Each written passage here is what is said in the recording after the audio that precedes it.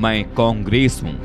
आप जानते तो होंगे मुझे, लेकिन शायद मेरी पूरी पहचान आपको मालूम नहीं होगी। चलिए खुद मैं अपना तारुफ आपसे कराता हूं। मैं आपको बताता हूं 1947 से लेकर अब तक का अपना संपूर्ण कर्मकांड।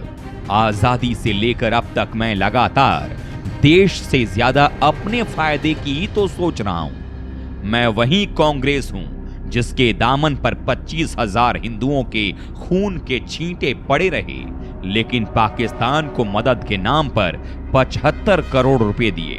मैंने हिंदुस्तान के टुकड़े टुकड़े कर दिए, लेकिन अपने वोट बैंक की खातिर 3.5 करोड़ मुसलमानों को हिंदुस्तान में ही रहने दिया। मैंने ही सोमनाथ मंदिर विवाद पर सरदार पटेल का विरोध कर हिंदुओं से पूजा करने का हक छीना। मेरी नफरत की इंतहा देखिए कि मैंने देश के पहले राष्ट्रपति डॉक्टर राजेंद्र प्रसाद को भी सेवानिवृत्ति के बाद मिलने वाले लाभ से वंचित रखा, सिर्फ इसलिए कि उन्होंने नेहरू की बात को नजरअंदाज किया था और सोमनाथ मंदिर की स्थापना कार्यक्रम में शरीक हुए थे। इतिहास गवाह है कि मैंने आजादी के बाद से लेकर अब तक आरएसएस पर प्रतिबंध लगाने के न जाने कितने प्रयास किए। वो हमेशा मेरी आंखों की किरकिरी बने रहे, लेकिन जिन्ना जैसे लोगों से मेरा रिश्ता 2 जिस्म 1 जान का रहा। मेरे ही कुकर्मों की वजह से संयुक्त राष्ट्र संघ में भारत को मिला अधिकार चीन के हाथ में चला गया, क्योंकि मैं ही तो हूं जिसने हिंदी चीनी भाई भाई का नारा दिया था।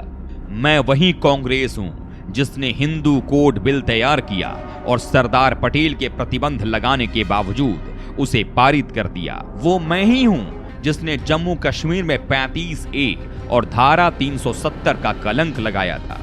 पहचानिए मुझे, मैं ही हूं जिसने AMU में मुस्लिम शब्द तो रखा, लेकिन BHU में हिंदू शब्द का विरोध किया था। मैं ही हूं जिसने भारत की 90,000 वर्ग किलोमीटर जमीन चीन को सौंप दी थी और अपनी नाकामी छिपाने के लिए बयानों के तरकश के तीर चलाए।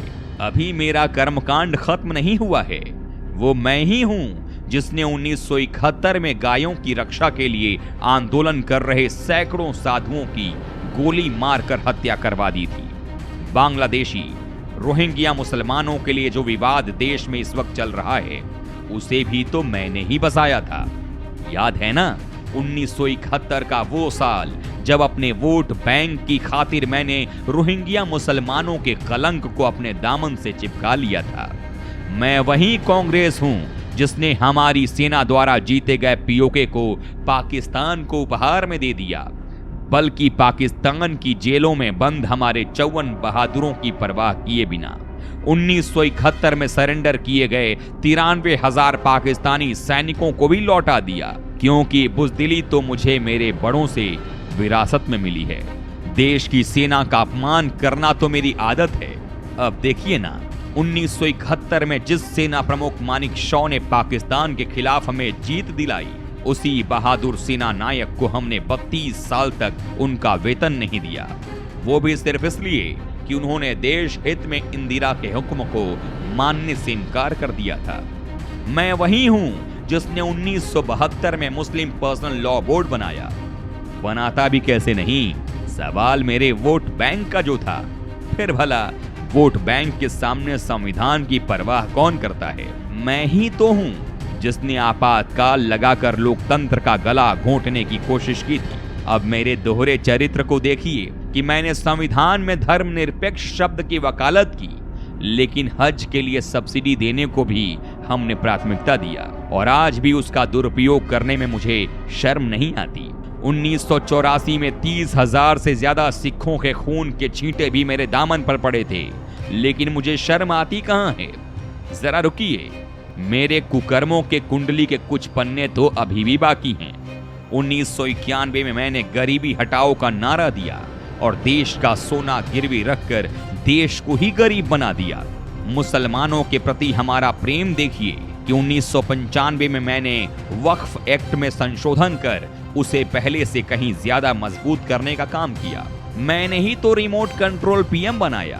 अब देखिए ना, एक अर्थशास्त्री को PM तो बना दिया, उन्हें ये बताया नहीं कि आप पीएम हो।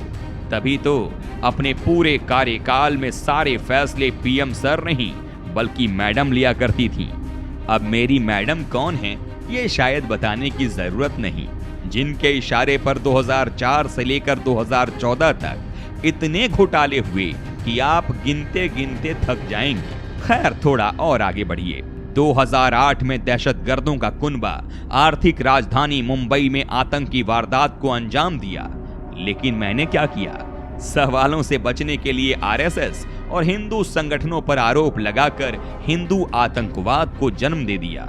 अब देखिए ना, हिंदुस्तानी हौसले ने पुलवामा का बदला दुश्मनों के घर में घुसकर लिया, लेकिन मुझे हिंदुस्तान के शौर्य पर हंसते हुए भी शर्म नहीं आई। मैं ही हूं जिसने सर्वोच्च न्यायालय के सामने हलफनामा देकर मर्यादा पुरुषोत्तम राम को काल्पनिक बताया और राम सेतु की धारणा को ध्वस्त करने की अपील की। सीएए की आग को सुलगाना, हज पर 50% सब्सिडी, राफेल जैसे लड़ाकू विमान हिंदुस्तानी बेड़े में न आ सकें, इसकी पुरजोर कोशिश, क्या क्या नहीं किया मैंने। फिर भी जनता ने मुझे नकार दिया। आज तो आलम यह है कि इतनी बहादुरी के मिसाल के बाद भी मेरे वजूद पर संकट का साया है। मुझे अपने अस्तित्व को बचाए रखने के लिए क्या क्या जतन नहीं करने पड़ रहे हैं।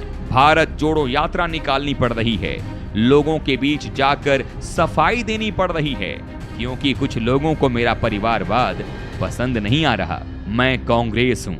मेरे अतीत से तो आप समझ ही गए होंगे कि मुझे नफरत है इस देश से और इस देश के हिंदुओं से। मैं चाहती हूँ कि मुझे एक और मौका मिले ताकि अपना अस्तित्व बचाते हुए मैं देश से हिंदुओं के अस्तित्व को खत्म कर दूं।